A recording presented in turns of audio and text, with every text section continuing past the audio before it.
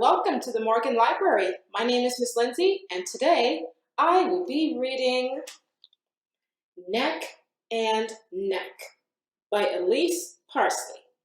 So, Neck and Neck. Check it out. Here we go. Let me get comfy here. All right. Neck and Neck.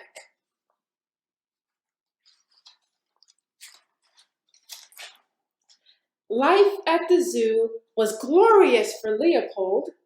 Every day, kids laughed and cheered, and the snacks. Oh, there were such delicious snacks. This morning began with the usual squeals of admiration. Oh boy! Oh boy! The tallest animal in the world! I bet he can see all the way to my house. I just love this guy. At that, Leopold sighed and turned and gasped at the gleaming smile bobbing beside him. Like, who is that?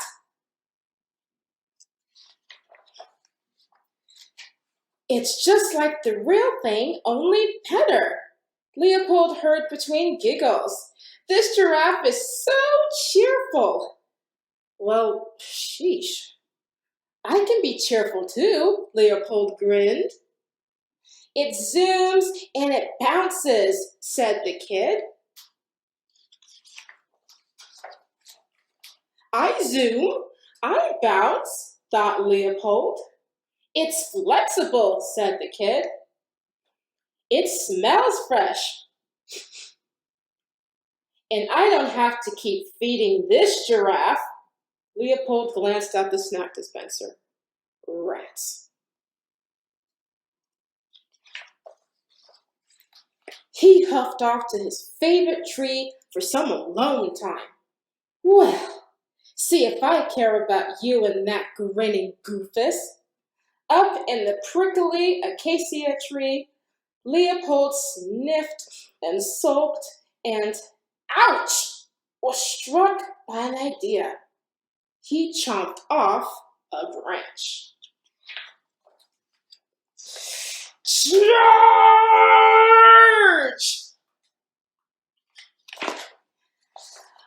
Blam!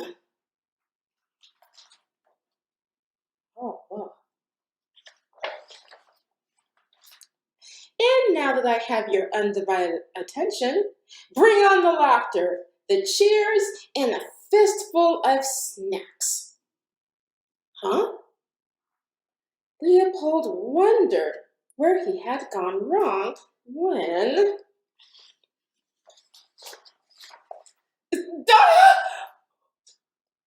The kid hooted. What is this? Look at that.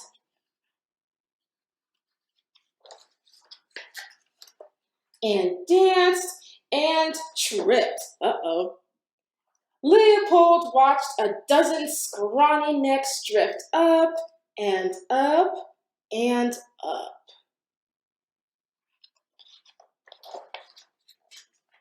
To save or not to save?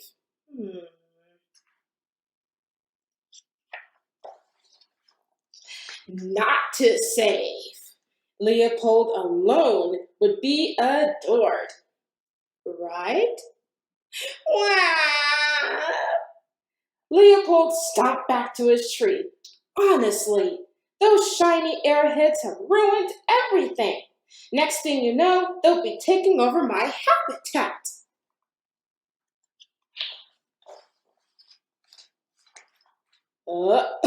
Uh-oh, look who's here.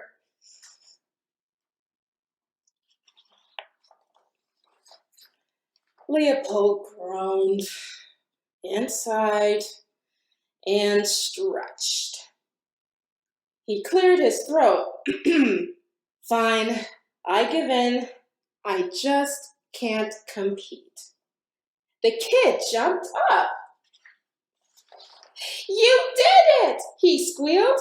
You saved them! You used your real, live, fuzzy, smelly, long neck, and you saved them!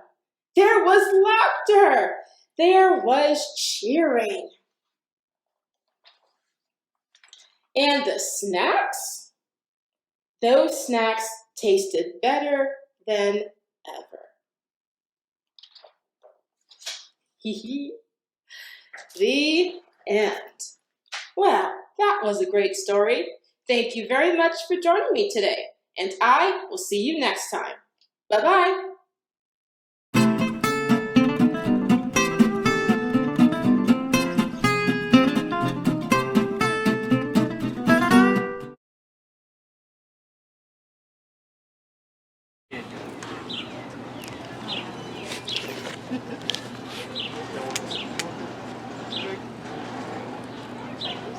So this is Ashley. She is one of our reticulated giraffes. Reticulated giraffes are one of the larger species of giraffe. The largest is the Maasai giraffe. Now we have two girls here. Their names are Ashley and Jenna. The easiest way to tell the difference between them is by the the hair on their tails. So Ashley has really, really long hair on her tails, and Jenna, you can see back here, it's significantly shorter. And that's because Jenna actually used to wear a brace. She has what would be compared to us as like an ankle issue. So she would wear that brace, and that would, every once in a while, it would just kind of trim the ends of her tail hairs. And so they just don't grow in all the way anymore. Now you can see what Ashley's doing right here. She's sticking that tongue right out real far, and she's stripping the leaves right off of it. And so that is the easiest way for them to be able to eat food out in the wild. In fact, one of their favorite foods is going to be the acacia thorn tree. And they will, and you can kind of see her tongue is discolored, and it's really, really thick. And so what they will do is they will wrap their tongue around that thorn branch, and they will just strip it all off, and they're going to eat the whole thing. Now our girls here are about 14 feet tall. Now female giraffes tend to be just a little bit shorter. I'm getting it for you. I'm getting it. Tend to be just a little bit shorter than males. Male Maasai giraffes will get about 17, 18 feet tall. Male reticulated giraffes will be about 15, 16 feet tall. So not nearly as tall, but still very impressive. Now giraffes, when they are born, are about 6 feet tall. And they don't give birth lying down. So they will just, mom's going to push them right out, and they're going to fall right to the ground. But it's a really great way for them to be able to kickstart themselves, because being such a large, really kind of limby animal, the predators are going to see them real fast, and they're going to be like, oh, well, that thing, it's big and it's slow moving. I need to be able to take that down. But giraffes, once they get going, they can reach about 35 miles an hour, and which, you know, when you see them running, it looks like they're running really slow from afar, but that's just because their legs are so daggone long. I like to compare it to like seeing some of these guys in the NFL, like Julio Jones. Doesn't look like he's moving all that fast, but you got to consider he's 6 foot something, and I mean he's got a really, really long stride. They not look like it. Oh yeah. Now reticulated giraffes, you can tell by the patterning that they are reticulated, by the, well, not to keep repeating it, but by the reticulated patterning they have on their bodies. Now a lot of the other different species, they'll have what kind of looks like leafy patterns or broken leaves on it, or they even have what we call stirrups. So they will have this just interesting pattern going up their legs. But reticulated giraffes all look just about this, and they're the one that everybody looks at and there's like, that's a giraffe. Okay. And their tongues are super, super long. Now, if you had to guess, how many bones do you think they have in their neck? I'll give you a hint. Humans have 7, and their necks are really, really long. Humans have 7. Maybe 10? 20? You were closer with 10. Okay. So they actually have 7 bones in their necks, just the same as humans do. Oh. They're just really, really long. Ours are about that long. Theirs are about that long. Nice. Very nice. So know, is there anything else you can tell us about these magnificent creatures? So these guys, they're very quiet. They don't make very many vocalizations. And these things right on top of their heads that kind of look like horns, they're very similar. They're actually called ossicones.